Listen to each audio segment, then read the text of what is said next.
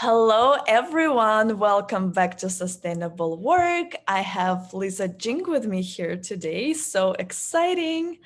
And a little bit about Lisa. She's a founder and CEO of Synergy at Work, a consulting and training company dedicated to transforming the workplace into an environment where people are their whole and best selves.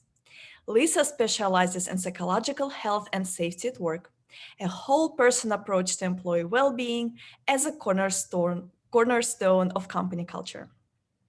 She's a certified psychological health and safety advisor who helps employers be more effective in addressing mental health issues in the work setting while creating a positive organizational culture that benefits everyone. Previously, Lisa was a founding member of Cisco's award-winning Employee Health Initiative, where she developed innovative strategies and programs which promote integration of mind, body, and spirit to build greater resilience and sustainability in both individuals and organizations. Lisa holds an MA, master's degree in counseling psychology, and her career portfolio includes clinical counseling, healthcare marketing, corporate training, and human resources. Welcome, Lisa. I'm so excited to have you here. Yes, I so enjoyed the conversation that we had a few weeks ago where we discussed what we could talk about here. I am so excited you decided to join. So yes, tell us please a little bit about yourself, your company, and the work that you currently do. Well, thank you so much for having me, Maria. I've been really excited about our conversation. I love what you're doing around focusing on sustainability at work, because that notion of sustainability is really kind of where I've been hanging my hat for a number of years. It's about, helping people really be their best over time. Not just in the moment, not just for the sprint, but also for the long haul. So a little bit about my background that you might be interested in. I kind of started my career on the mental health side. I have a master's in counseling psych, as you mentioned, and I was originally going to be a marriage, family, and child therapist. And along the way, I just became really fascinated with the work environment and the dynamic of how individuals are affected by the environment, and yet they in turn affect the environment that they work in. And so I decided to focus more on organizational development, and decided to switch from a clinical path into a more HR path. And so I've basically made my career in HR, and I have worn a number of different hats. And I'm passionate about organizational culture. So I've been in the corporate setting for a number of years and have learned a lot about how organizations operate, what makes them thrive and where they can run into trouble. And so I decided to focus on my time and talent and energy in helping organizations create the kind of environment that brings out the best in people. And that way it's a win-win-win all the way around. Individuals are happier and more productive in their work. Organizations get the most out of their talent, and then the customer or client of the organization is, getting the best product or service. So, that's kind of how I came into doing this work, and I really enjoy helping employers be forward-thinking, proactive in being conscious in the way they create their culture that leads to that triple win for everyone. Yeah, that's beautiful. Thank you so much. Yeah, so let's dive in. How do you define sustainable work? Well, sustainable work is work that is, I would say, it's self-fulfilling and it's self-propagating, meaning that it can continue over time. That the quality, the energy, innovation, creativity, problem solving, all of those things that we do at work are able to, be sustained over time. That we as individuals, each employee is able to continue to grow, to learn, to produce, and to give their best. And then sustainability in an organizational context is that they are embracing the mindset, the processes, the systems, all of the aspects of work that feed the people, because it's all about managing our talent. Any organization is only as good as the people in that organization. So in order for an individual to be sustainable, they have to have the environment needs to support them in self-care and calling forth the best that they have to offer, everything that they have in who they are, their mind, their body, and their spirit. And the organization needs to provide the tools and resources to keep that going, and also to allow for people to take care of themselves. So when you have when you have sustainability for individuals and at work, it's a winning combination. Yes, absolutely. Thank you for sharing the definition. I can absolutely, it's landing for me, and I can absolutely relate to it, that all of these things that we really desire in the organization as a whole, right? The results that it produces, but also in the lives of individual employee, sustainability is how do we sustain it over time? And Mm-hmm. so how do we create those conditions for people? So from your perspective and perspectives of the work that you do, what allows of it, what conditions allow for Mm-hmm. that sustainability? Mm-hmm. Well, what I've discovered over my career, working both as an independent consultant and working inside organizations large and small, from startup to Fortune 500, what I found is really makes a difference is an environment where people feel that they're psychologically healthy and safe. This notion of psychological health and safety at work. And what that means, kind of I'll define the term to kind of get us all on the same page. Basically, psychological health and safety at work is a systemic approach to how work is organized and how people are managed. It's about that entire experience of what happens at work. This piece of our life, which is a huge part of our lives. I mean, we think we spend more time at work than really doing anything else, including sleeping for most of us. Mhm. And it has a huge influence on our health, our well-being. It provides meaning for our time and talent and energy, and it's really a critical part of our lives. So having this sense of safety, most people are familiar with the sense of physical safety at work.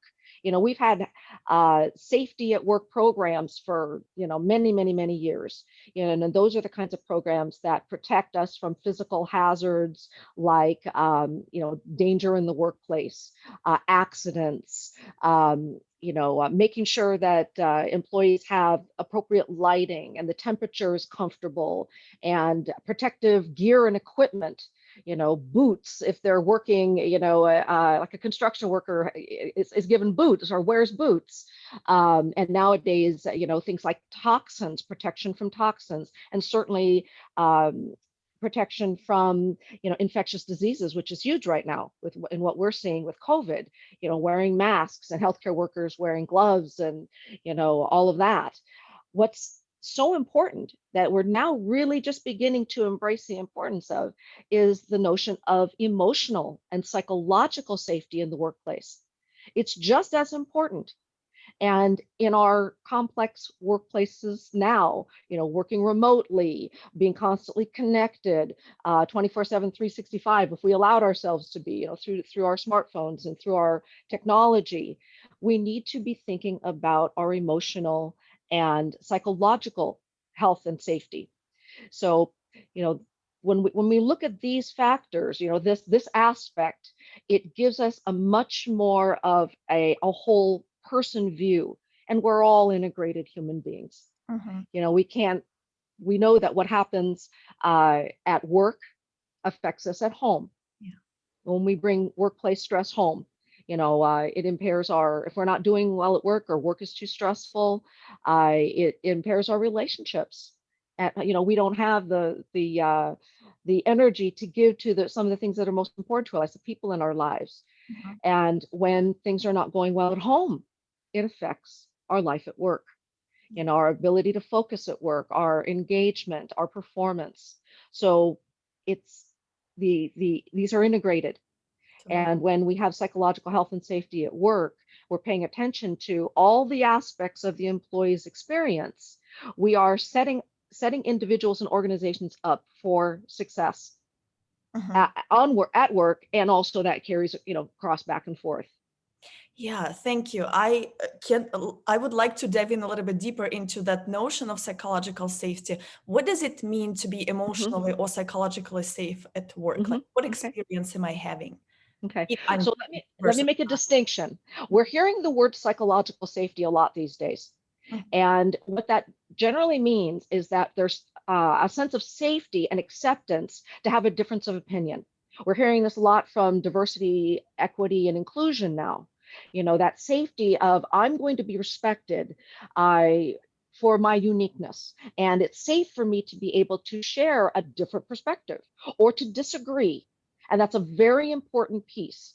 Uh, in the larger context of psychological health and safety, we're looking at broader definition. And so what we look at is we're aware that all of us as human beings, we have what I call universal human needs at work. And that means aspects of the work environment that we need from an emotional and psychological context in order to feel that we are being acknowledged. We are it is feeding us in multiple ways. So example of some of these universal human needs at work would be belonging, feeling like we're part of the group and we're respected for who we are. Recognition, that our achievements are acknowledged, that we are seen, we matter, and that we're making a difference and we're being rewarded in a meaningful way. That's recognition.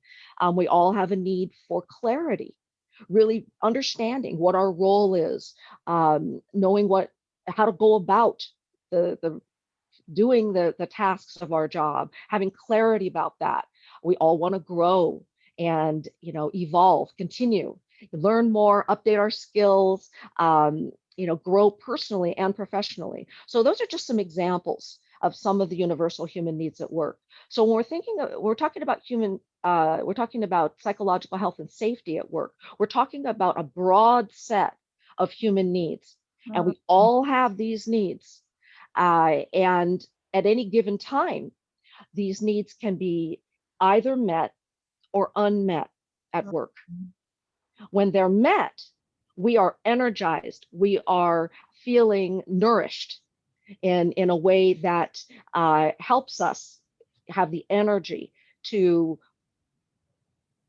problem solve, to be creative, to innovate, to Yeah. collaborate with others, our teammates, to interact well with the customers or clients of our business. So the having those needs met feeds us. When human needs at work are not met, we don't feel like we're part of the team. Somehow we are overlooked. We are, or maybe we're actively discriminated against. Maybe there is, an ism, racism, sexism, ageism, any of these ways where people can be diminished and disrespected, then we're not going to be able to do our best. We're Right. not going to be motivated for one thing, and we're certainly not going to feel safe. So that's an example. When we belong, we feel like we're part of the team, we come alive. When we are not feeling like we belong, then we're holding back. Mm. It's not safe. Yeah. So another example would be when there is uh, harmony. Harmony is a very important human need that we all have. And harmony is that sense of flow and grace and ease. And when we have harmony at work, there's good collaboration, strong teamwork, and processes and progress and all of that happen fairly smoothly. And we are able to relax into our work, relax into our role. And we are more creative. Literally, our brain functions better when we are emotionally, psychologically, and physically relaxed. And so that's when harmony exists at work, that human need is met. when there isn't harmony, there's conflict, there's discord, there's, hostile disagreement. Now, disagreement is fine, and there can be harmony in the face of disagreement when there is respect, when there is good communication, when there is belonging. When harmony isn't present, there's just so much energy is expended in a negative way.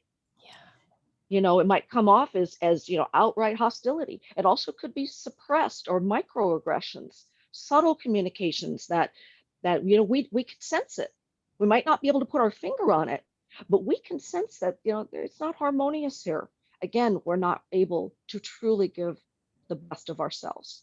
So those are some examples. And so when our needs are met, we are basically in a state where feeling more safe psychologically, emotionally. We have psychological health and safety at work. When they're not met, then that's those needs are not, when those needs are not met, then we're not feeling safe.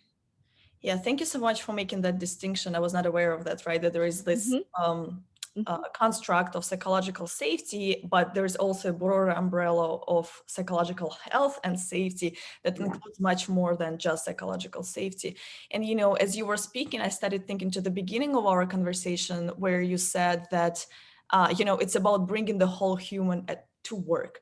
And that really clicked for me, that as humans, we have these needs. So if I'm at work and my organization is to get the best from me, my needs need to be met.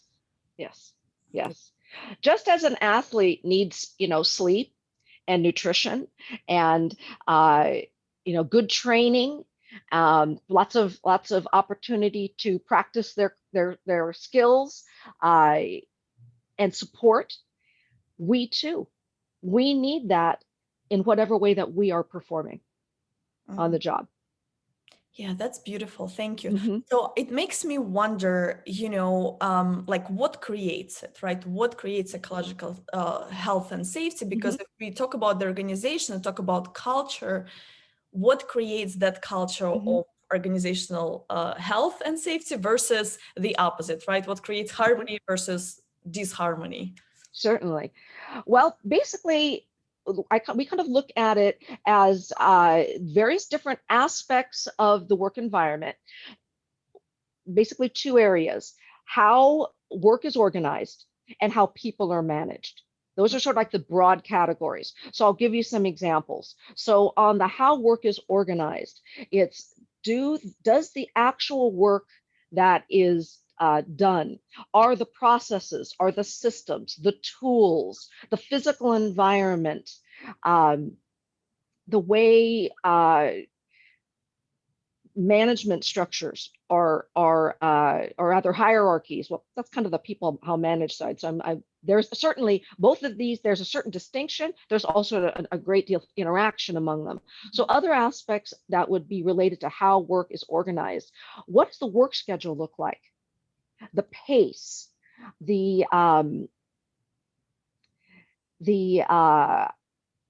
actual processes, policies, procedures that exist in an organization. That is kind of how the work is organized. And then the how people are managed. That can be the hierarchical systems, the reporting systems, the relationship with your immediate supervisor. We know that relationship with your immediate manager is one of the most aspects of the work experience, and it is critical for your success at work, for our success at work. How we get along with our manager is probably the first or second most important factor in our not only our success, our engagement on the job. We may love our company, but if we're not getting along with our manager, then and the manager is in a position of power. So there at work, we often organizations want to strive for having open dialogue, open communication, and that is definitely what we're striving for. And we have to recognize that there is always a power differential. Managers have power over employees. Yeah. And when there is a sense of fear, then that's going to impair communication. It's going to interfere. So one of the main things that must be present in order for psychological health and safety to exist is a trustworthy environment. Now, I'm Mhm. using the word trustworthy. We hear a lot about, well, employees need to trust their managers. They need to be able to trust their company. And that puts the onus on the employee. You Mhm. know, I would want to focus on in psychological health and safety, we're focusing on how does the environment earn the employee's trust? Mhm. What about the employee's experience inspires a sense of trustworthiness? Mhm. So in psychological health and safety, we're putting the focus on it's an individual situation, one to one, like a manager to their employee. How is that manager on the how people are managed side? How is that relationship inspiring a sense of trust and integrity so that the employee feels like they can show up and be their whole self? Yeah. You know, can we break it down a little bit more? So in terms of like Hmm. behaviors, what do managers who create trustworthy environment do Hmm. versus managers who create a different kind of environment? Like Certainly, how do certainly. they differ? Well, first of all, it is looking at the employee as a whole person and recognizing that this is a human being who is here, part of my team, I because they have knowledge, talent, skills, and they bring their whole life experience, present and past, to this task.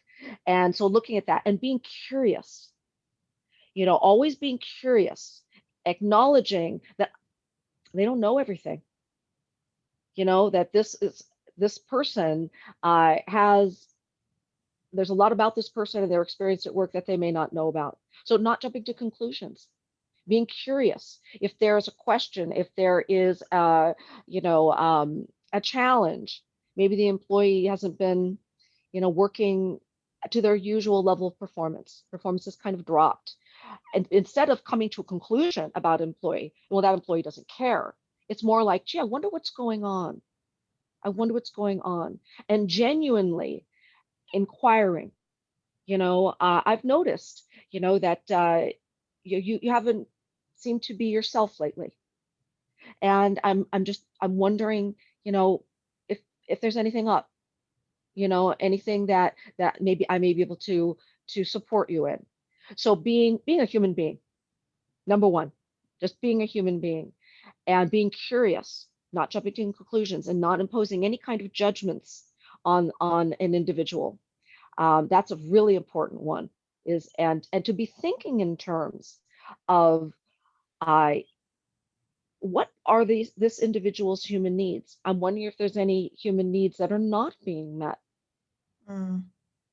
And when you think of a person in that sense, rather than they're underperforming, I need their output to go up, I need productivity to go up. Thinking in terms of, I wonder how this person is doing and what needs are being met and what needs might not be met at this time for this employee. And there's only one way to know that, and that's to ask. Ask. Yes. Yeah. So I would say that's the first one. That's the first one, as far as helping to build a trustworthy relationship with the employee. And for many employees, the manager embodies the company, Mhm. and that's just the way it works. The team matters, the larger organization matters. The immediate experience of the employee, though, is with their manager and of course, and their immediate team. So whatever's going on at that immediate closest to the employee level is often the most important experience that employee's having related to their job. And then on the other part of how work is organized is really looking at how work is structured.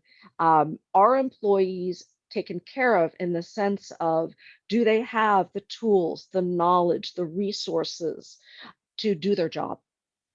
Okay, You yeah. know, is the environment conducive? When an employer, the larger organization, takes the time to really provide for employees to be comfortable in their job, safe, physically safe, then that inspires trust as well from the employee. That I'm given the tools and the knowledge and the resources and a comfortable space to do my work. This is it's a the employee is setting me up for success. That's one way to look at it. Am I set up for success Mm-hmm. in the way my work is organized and the way I'm treated? Mm-hmm. So I would say those are some examples. Yes, I love like how you explained it because again, it really wraps around this idea of employee being a whole human being. And so for the manager to not worry so much about productivity and productivity only, but to develop that relationship with the human being, you need to take a perspective of, okay, my task is to ensure that the needs of this person here are met because this is a person. So Yes, are they? And take right, that right. inquiry, Yeah, whether a manager's job whether from to an remove organizational perspective. Hmm. to support the employee and also to remove obstacles because the manager has power that the employee doesn't. The Yes. manager has access to resources and can influence in the way the work is organized and the way the team and the individual is managed. See, the employee often doesn't. Now, yes, they can speak up, and I'm all for enabling employees to do everything they can, to set themselves up for success. It's a participatory, both. It goes both ways. Managers and employees need to trust each other, and it is incumbent upon the manager to set the example Hmm. because of the manager employee relationship, and Hmm. that the employee reports to the manager, and the manager's you know uh, looking for something for that employee to produce in some way. Hmm. The word that keeps on popping up in my mind is humility. And, through the Yes, series of interviews, right, that we're recording, the one thing that really stands out in terms of leadership is servant leadership, right? And that yes, redefining the role of the leader to that which gives commands to that provides direction and support. exactly. And we're saying the same thing. So yes, the notion of servant leadership, the notion that uh, the manager is successful by enabling everyone who reports to them. It's kind of Totally. that upside down pyramid. Yes. It's that upside down pyramid that uh, by enabling the employees and giving them what they need, both from a physical context and from a psychological context, that sets us all up for success. Mm-hmm. Yeah, Thank you. yeah. I wonder because I know that other people wonder that too. Where does accountability for a performance also play in here? Hmm. Because it's yes, I agree, absolutely need Hmm. to ensure that employee has the resources, psychological and physical, to perform the work. How does accountability for performance come into Hmm. play here? Hmm. Well, it's inherent in all work really that there's some kind of a goal. There is an output of some kind, and that there is a plan to reach that output. Mm-hmm. So that's it needs to be a mutual understanding, and this is where the human need for clarity comes in. Employee needs to know what is their job, what is their responsibility, what's the timeline to that goal, what are the steps that need to be taken. And I'm being very elementary. I mean, in the way I'm describing this, because work is very complex, Yeah. and I don't mean to oversimplify, but for the purposes of kind of showing how this plays out, I am speaking kind of in a general sense. Mm-hmm. So accountability is around mutual understanding of the goals, What are the outcomes, the results, and how is the employee going to get there? Now, depending on the role, the level, all of these other factors in any given job, that level, the amount of co-creating, co-defining, negotiating, it depends. Generally speaking, more junior roles tend to be more predefined about how the goals and the way the work is done, and the more complex types of roles, there tends to be more of a dynamic interaction around it.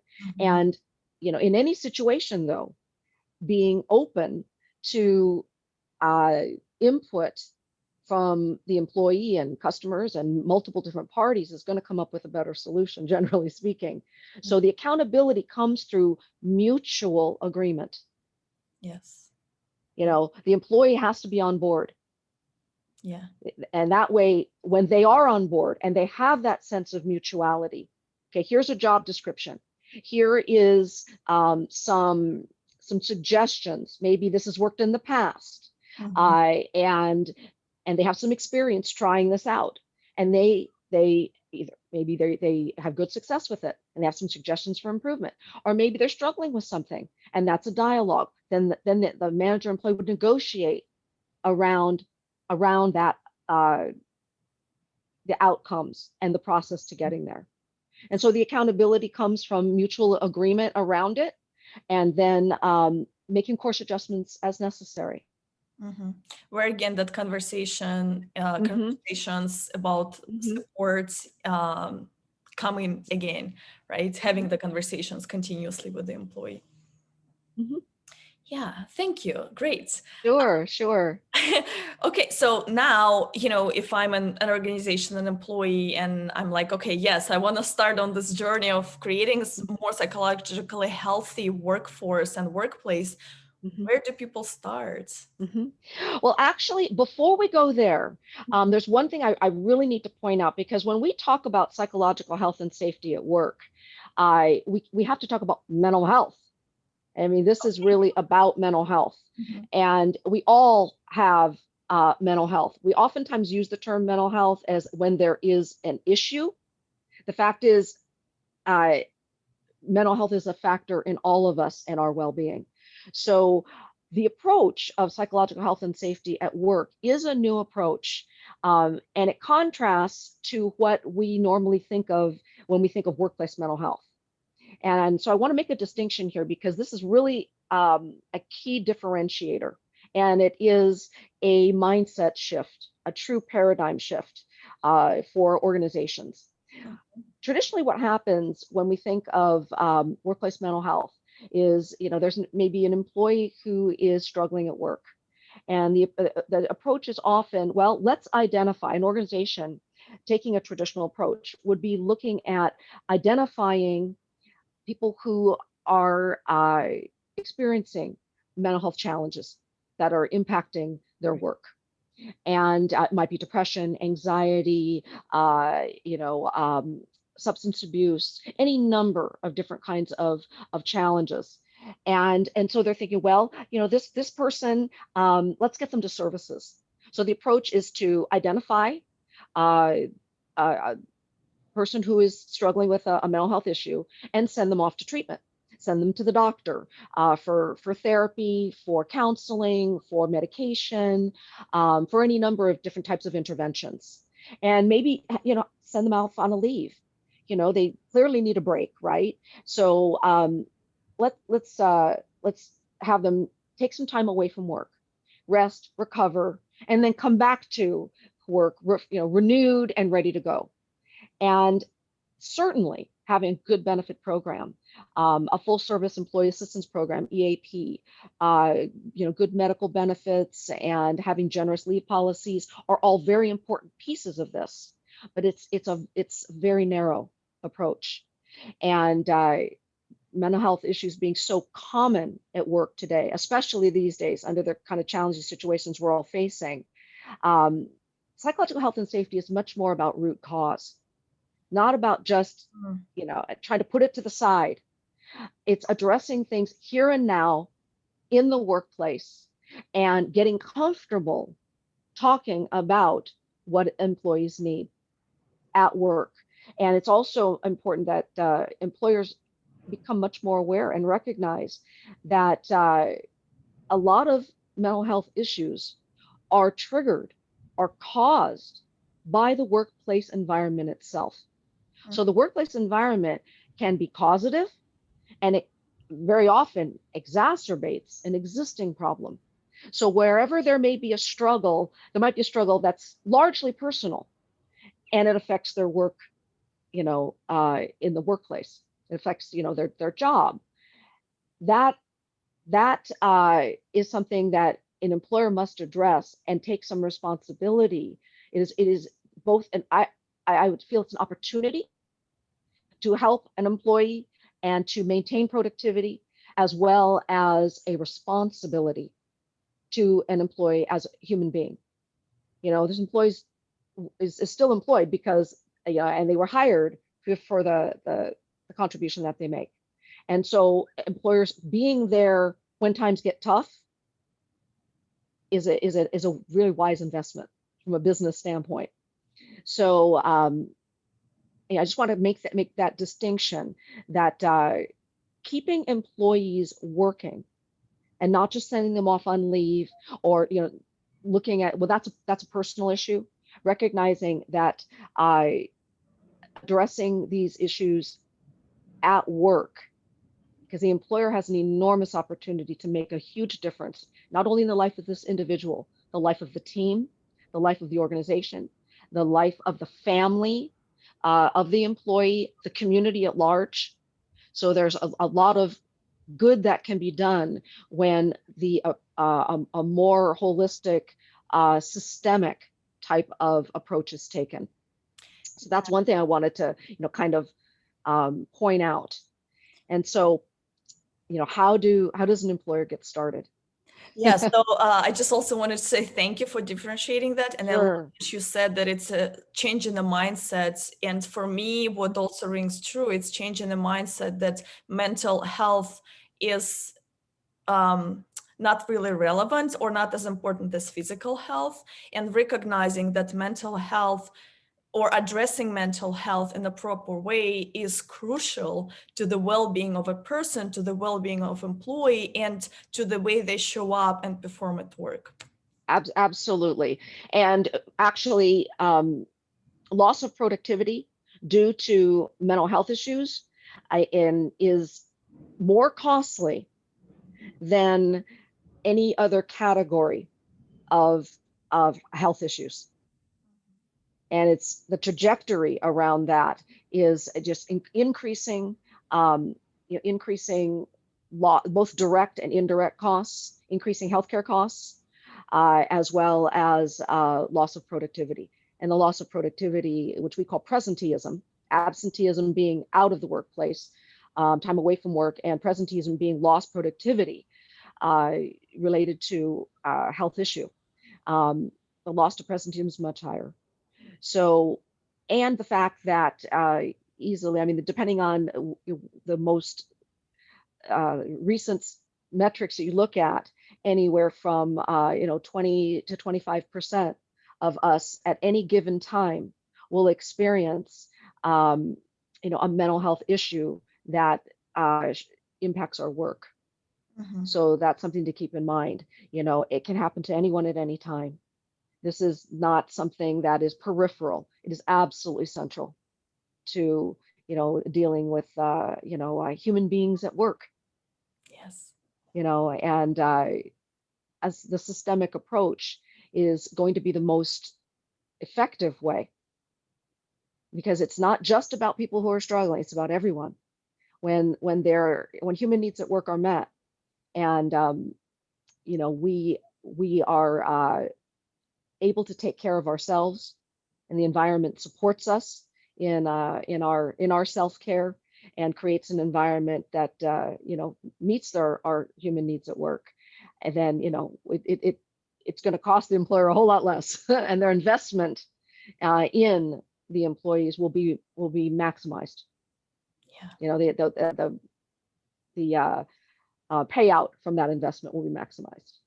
Yes, thank you, Lisa. Thank you Mhm, for bringing it to our attention. I think it's so, so important to discuss on such a, I don't want to say revolutionary, but it is a new way of thinking about what work mhm, is and who mhm, is the person working for you. mhm. Exactly, exactly. Yeah, so okay, so and then off to the next question. What do employers do, what do organizations do to Mhm, start on their mhm, journey? mhm. Well, the first thing to do is to just acknowledge, that the whole person is an approach that as a business strategy, the organization is going to embrace. Mm, If you're an HR leader, if you are an executive, if you are even a people manager at any level, just making the commitment that you're going to look at the employees from a whole person context. You know, we need to remember that leaders are people too, yes. and they need to have their needs met.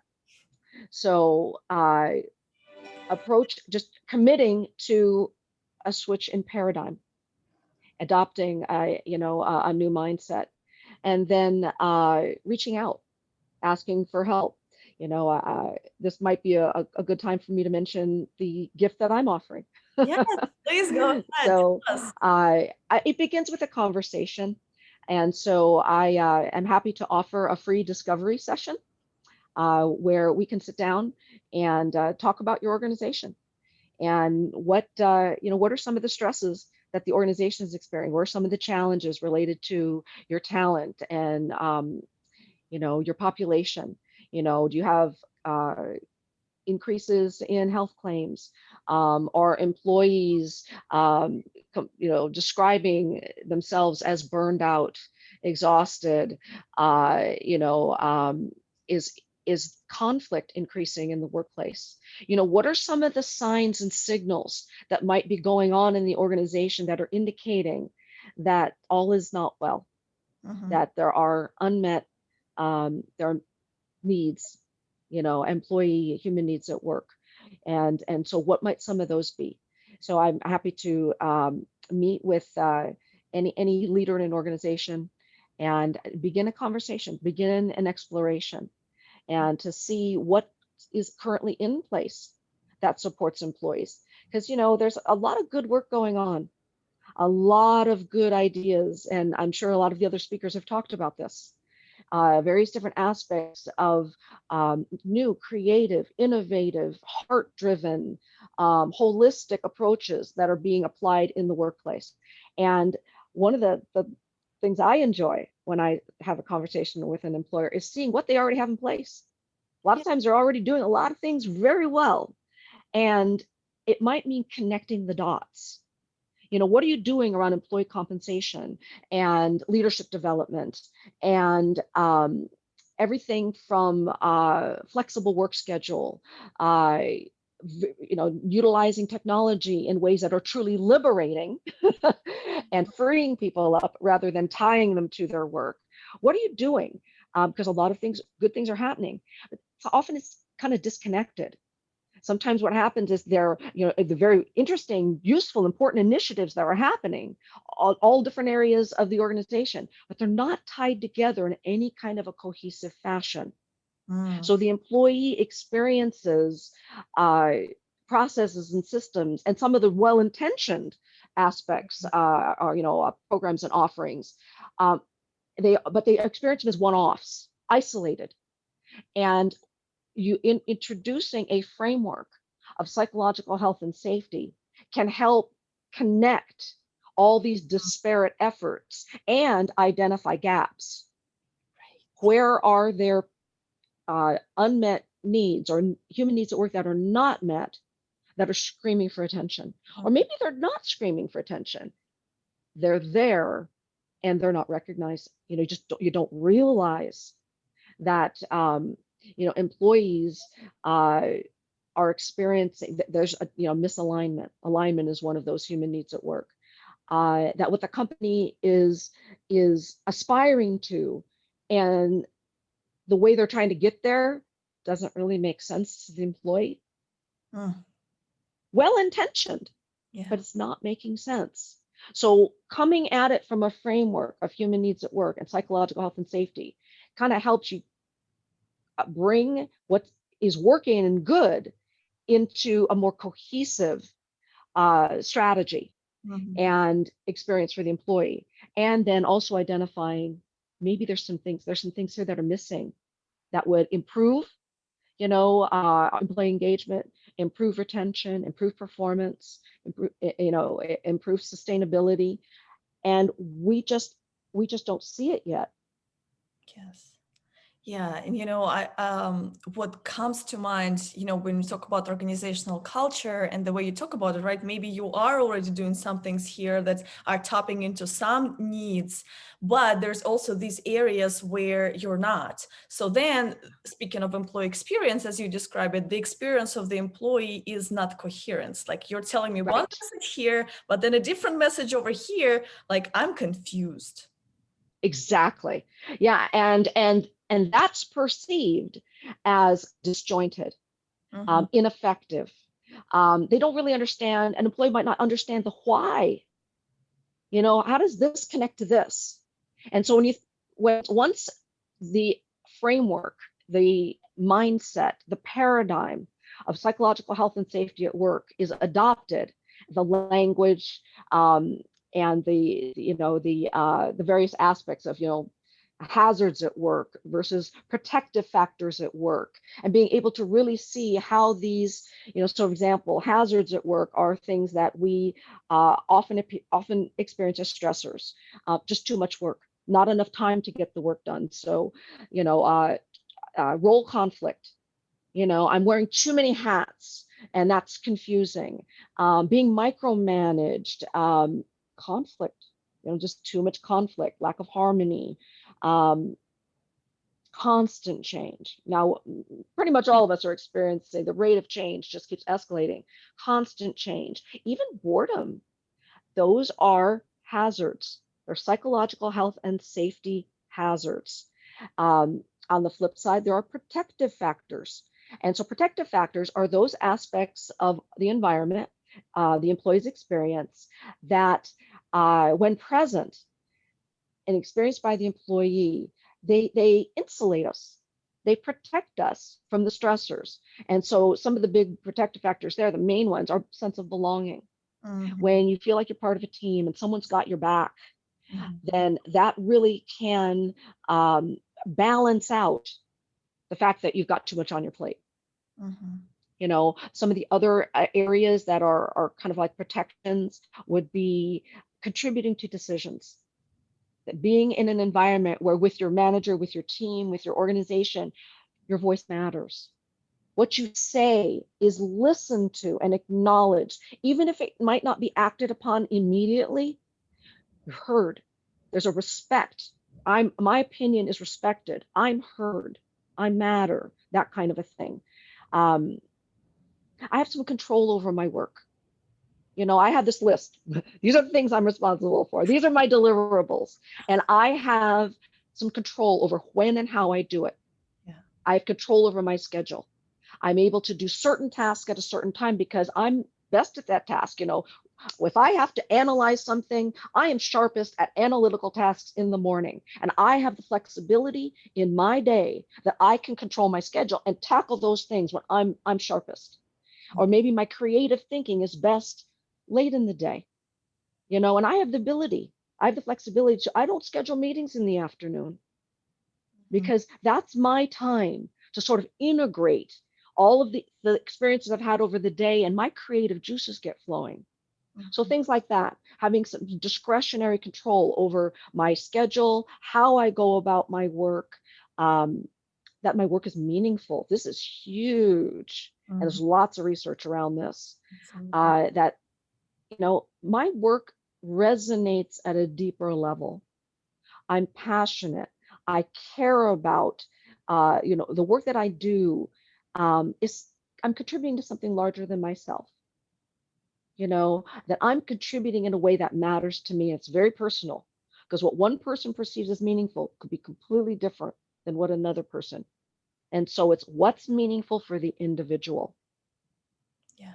And I'll Yeah. say that, like in also that's another theme that has been emerging through this series is Hmm. definitely that connection to like higher purpose or connect or being able to contribute to something larger than themselves.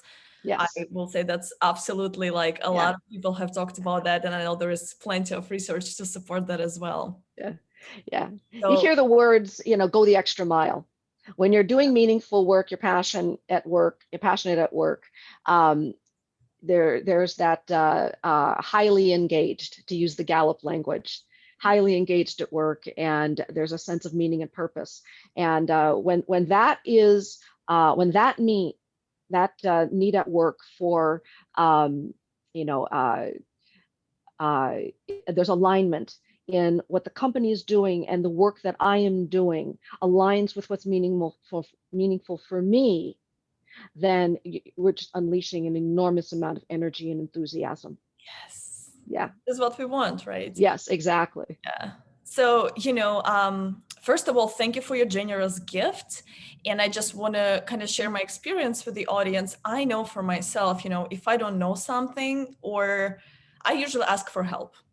I hire a coach, right? If I, want to develop my business, I'll hire a business coach, or, I'll hire a therapist if I need to deal with some like Hmm. personal trauma. Hmm. So if you're an organization who wants to assess, is there a need to, or is there a place to implement this framework, I would highly encourage you to reach Hmm. out, because I know for myself and I know for other organizations, that's why people hire consultants, right? Hmm. To help them see what they don't see. And Lisa is a Hmm. highly experienced and skilled person in this area. So I encourage And you. take a cohesive approach, Yeah. a well thought out cohesive approach, and be that much more confident in all of the things that you got going. That's good. That's great. Yes. And also to be able to address what may not be recognized yet, or may not be seen, and create a trustworthy environment where the culture is really supporting individuals to be their whole and best selves. Yeah. Thank you. So, okay, speaking of just generally, where can people find you? We can certainly find me at synergyatwork.com. Okay. That's my website, and probably best way to reach me is either through LinkedIn, and it's just my name, Lisa G. Jing on LinkedIn, or through email, which is lisa@synergyatwork.com. Lisa@synergyatwork.com, just spelled out. Okay. Mm-hmm. Great. Well, thank you so much, Lisa. I've enjoyed this so much.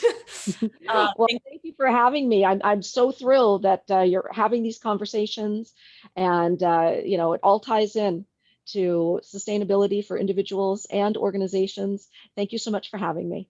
Yes, thank you, Lisa. I agree with you. I think it's just such a crucial time right now where we really can take all of this work and make a difference in organization and the world, and create a Hmm. world of work that is different, that is not like what we've had before. World of work where, we all want to contribute, want to be in, and that Hmm. feels fulfilling and Hmm. joyful and creates results. So I'm so excited that you were able to join us and contribute.